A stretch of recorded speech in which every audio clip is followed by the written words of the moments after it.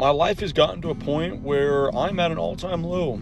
Never have I ever wanted to just not be around, not exist anymore, more than I have in the last year. And yet, for whatever fucking reason, in the back of my mind, I keep thinking that magically, if I just thug it out, shit will get better. And it's not. It's not. Nothing's fucking getting better. And I'm actively trying to do things to change, and then nothing happens. So then I fucking recess back into my fucking unprogressive ways and just wallow in my fucking filth, in my fucking just self-pity, you know? And then I'm like, fuck, let me pull myself out of this hole. So I try to fucking pull myself out of the hole, and guess what? There's nothing for me to fucking stand on, and I fall straight back down. What is this? I have no motivation to do anything, no drive to fucking do anything. I don't even want to wake up in the fucking mornings.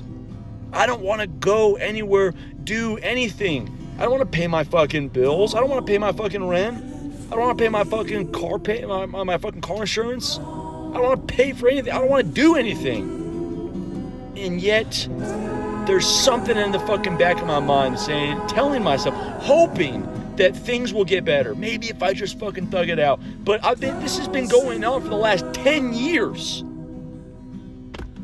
The same fucking repetitive dance. At what point am I seen as clinically insane doing the exact same fucking thing, expecting a different outcome? That's insane. And I can truly say that I hate who I am as a man. I feel deep down that I ain't shit as a man. I'm nothing. I'm a fucking loser. I'm a chump. I'm a buster. I ain't worth a fuck as a person.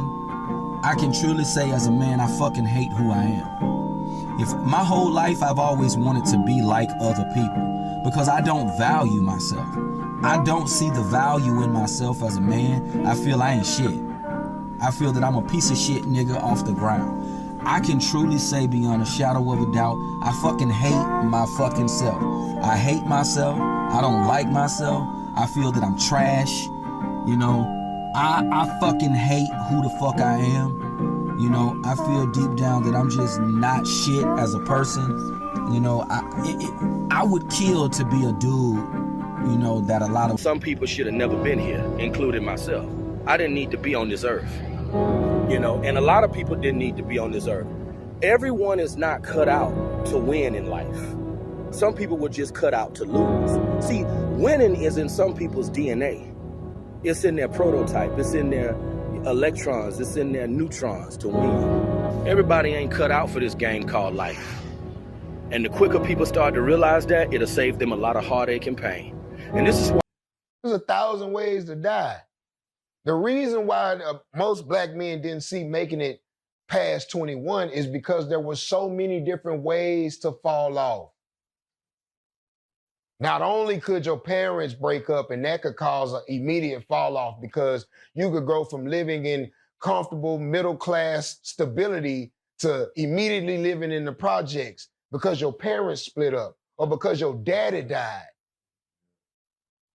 And when your mama live in the projects, and she doing anything to make it, sometimes that requires anything to make it. So now mama doing some I'm in a bind Nate type. So now it's different types funneling in and out your house. Now it's all different types of influences because mama got to work 2 and 3 jobs or 2 and 3 shifts. So now you susceptible to all of the different fall by the wayside traps and snares of the hood. That's one way to fall off. There's always drugs and alcohol. All right, Shalom.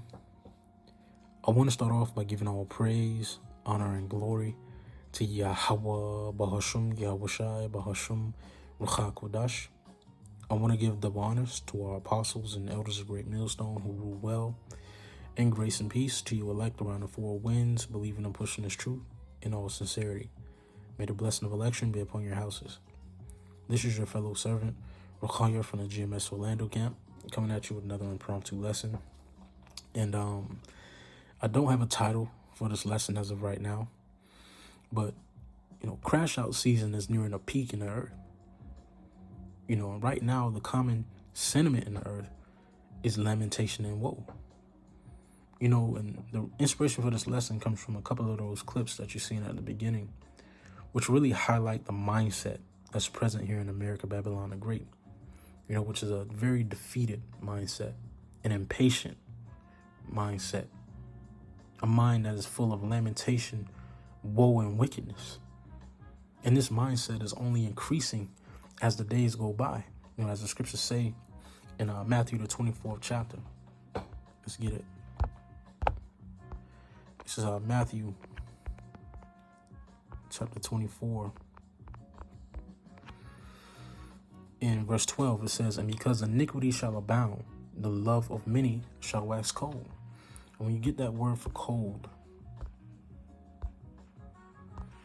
in Matthew 24,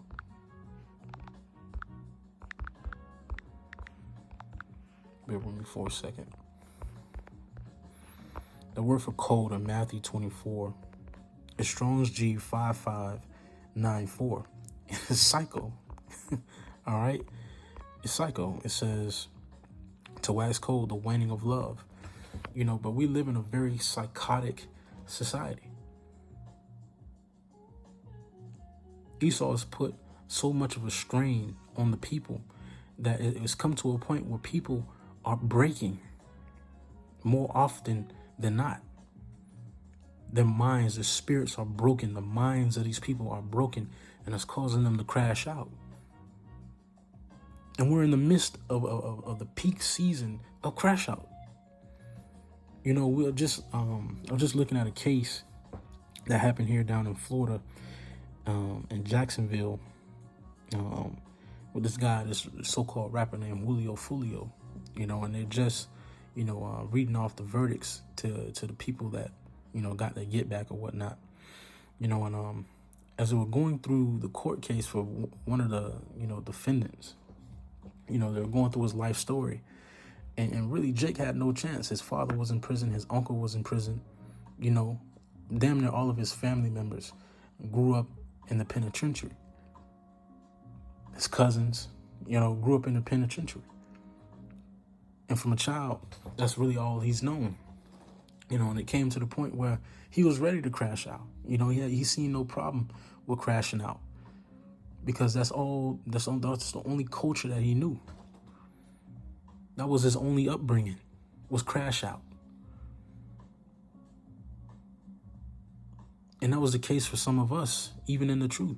Some of us, our upbringings were that of crash out nature. But now the Lord is shining a light of truth unto us. You know, and we're no longer in that crash out spirit. The Lord has taught us to rule over our emotions, how to rule over our emotions, how to rule over our spirits. And one of the chief lessons that the Lord is teaching here in these latter days is patience. The amount of impatience that's present here is crazy, man. On the highways, at the job, you know, amongst the dealings amongst each other, the level of patience is at an all-time low. Because that's the spirit of this world. The spirit of this world is very impatient. The spirit of this world is full of crash out nature. Which is why the Lord told us here in Luke,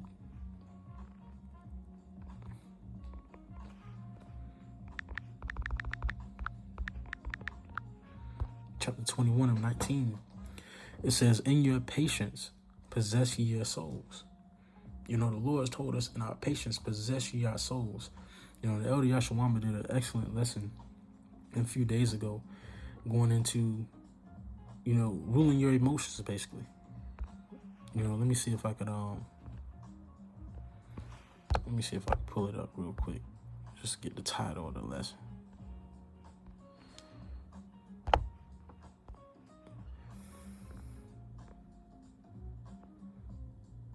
Yeah, be mindful of oversharing on social media. Be wise as serpents, harmless as doves.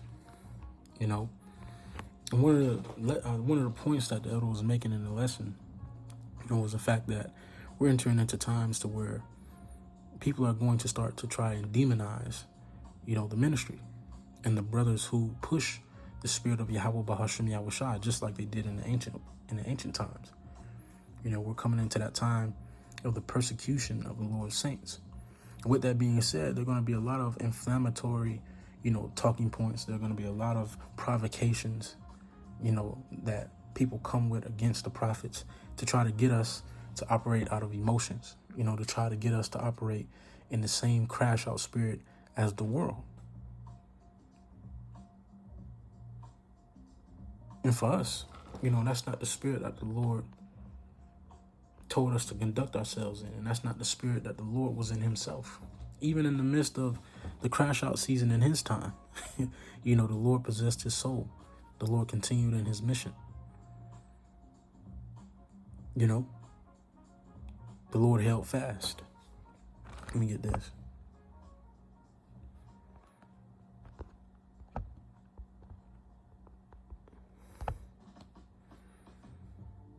It's Ecclesiastes chapter 2 and verse 1. It says, "My son, if thou come to serve the Lord, prepare thy soul for temptation. Set thy heart aright and constantly endure, and make not haste in the time of trouble." All right, and this is the time that we're coming into. We're coming into time of great temptation. Great temptation. Great offense. Great trials. And the Lord told us to set our heart aright, meaning our mind, which is a constant reoccurring theme in the scriptures. The setting aright of our minds, the transformation and the fortification of our mind. It says, "and constantly endure, and make not haste in the time of trouble." Be not hasty to act on that first emotion. Go off of the understanding of the spirit. We're learning how to dwell more and more in the spirit. Learning how to make the spirit of Yahweh Ba'ashem Yahushua our habitation. In all dealings, especially now more so than ever, because this mindset is only going to increase. These people are only going to get more and more emotional. These people are only going. These people are going to exhaust their last options. Some of these people don't even have an option other than crashing out, and they're going to try to draw the Lord's elect into that very same spirit. Which is why us of the hopefully elect must continue to walk in the spirit of Yahweh Ba'ashem Yahushai. Must continue to deal in the spirit. Draw closer. Because the times that we're living in are evil. And being circumspect. The only way that we're going to get through these times is if we abound in the spirit of Yahweh Ba'ashem Yahushai. And not adhere to the crash out spirit that's running rampant in the earth right now. Suicide, wickedness is running rampant. That mindset, the lack of patience,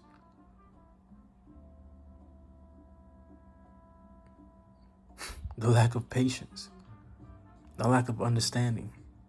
Instant gratification. All these emotions, all these feelings are running rampant in the earth right now, man. And it's only going to get worse from here on out. So for us, of the hopefully light, again, it's imperative that we walk in the spirit. And what does that mean? Stay as close to our source as possible. Continuing in prayer, fasting, reading, fellowship as it's available. Because eventually, all of this is going to be cut out. The internet, these lessons, our ability to go on the highways and byways.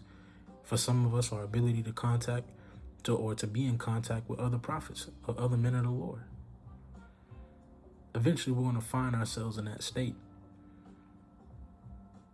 And when we do, like it says in Ephesians, the 6th chapter, we want to have done all we could to stand in that time, man. It says, again, Sirach or Ecclesiastes 2 and verse 2, "Set thy heart aright and constantly endure, and make not haste in the time of trouble.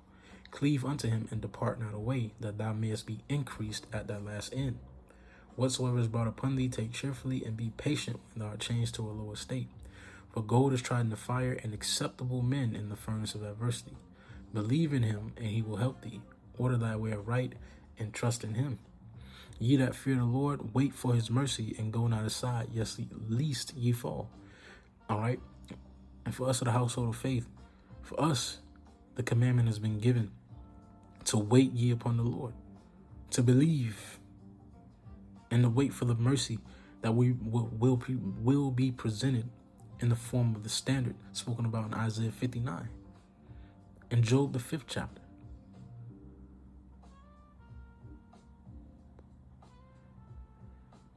Don't adhere to this crash out spirit, Aki. It's a lot. It's a lot going on in the earth, even amongst those who call themselves Israelites. Even so, some of these Israelites are crashing out, saying that the Lord didn't do any miracles. The MOTB, the mark of the beast, is anything but the RFID microchip. Trying to build lands and communities here on this side of Babylon, alongside much more that Jake is crashing out on.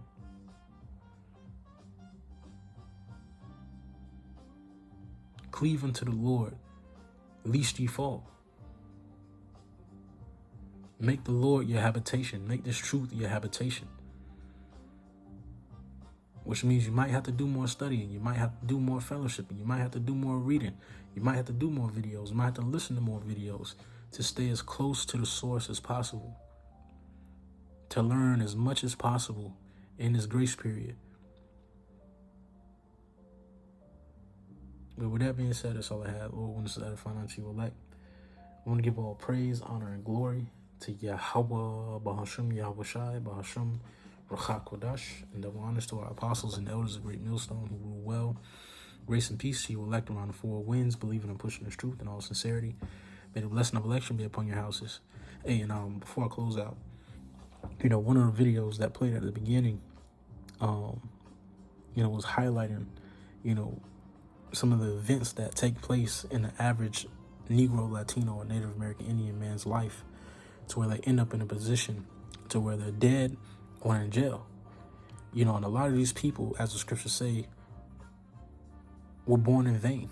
A lot of these people are just spirits who were created for vengeance, waiting on that time for the Lord to turn that dial up on them. A lot of these Jakes, a lot of these people were put in the predicaments of life that they were put in so that they can execute the vengeance of Yahweh Ba'ashim Yahweh Shai. And we're coming on the time to where the Lord is turning those dials up. They're not laying dormant anymore. The dials of these spirits are being turned up.